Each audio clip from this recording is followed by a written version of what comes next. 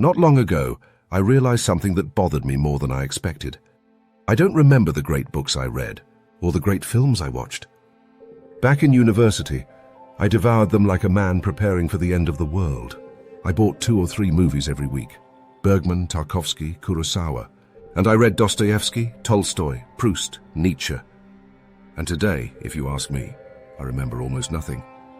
Not the full plots, not the quotes I underlined with almost religious devotion. And of course, that leaves a strange emptiness.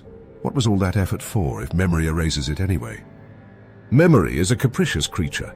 It doesn't store data, it stores transformation. Neuroscientist Eric Kandel, who won the Nobel Prize studying how we remember, discovered that learning isn't a snapshot. It's physical. Neurons reshape themselves, strengthen, build new connections. But here's the catch.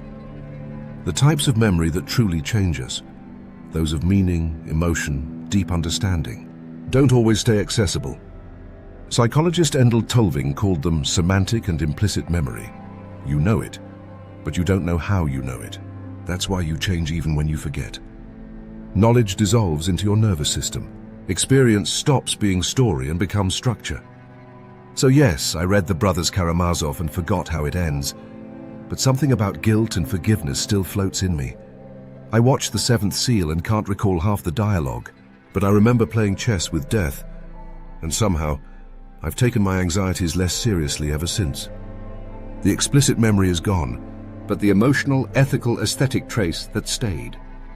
Like learning to ride a bike, you don't recall it in words, but your body remembers perfectly. And yet there's still a void, because the ego wants to remember. It wants to quote, to show trophies of wisdom. But the brain doesn't work for the ego, it works for survival. It remembers what helps you live, not what flatters your self-image. Neuroscientist Antonio Damasio calls it the autobiographical self, a story the brain invents to make sense of what it barely recalls. We are not what we remember. We are what remains after forgetting. And that hurts a little, because it means even the books and films that shaped us most were just chisels carving who we'd become before the tools themselves disappeared. Still, it did matter. Yes, I'm different now, more critical, more open, more articulate, not because of what I recall, but because of what survived when everything else was erased. Memory isn't an archive, it's a distillery. We are what remains after the filtering, the residue of what endured oblivion. And when I think of it that way, I almost feel at peace with forgetting.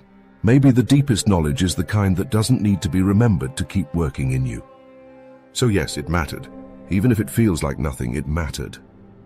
But if we're going to forget everything anyway, maybe we should live and learn with a little more lightness. Read, watch, listen, not to hoard memories, but to let yourself be changed quietly. Forgetting isn't the enemy of memory. It's its compost, where what fades feeds what remains. So subscribe, share, and then forget this episode. What matters is that something stays, even if you'll never remember why.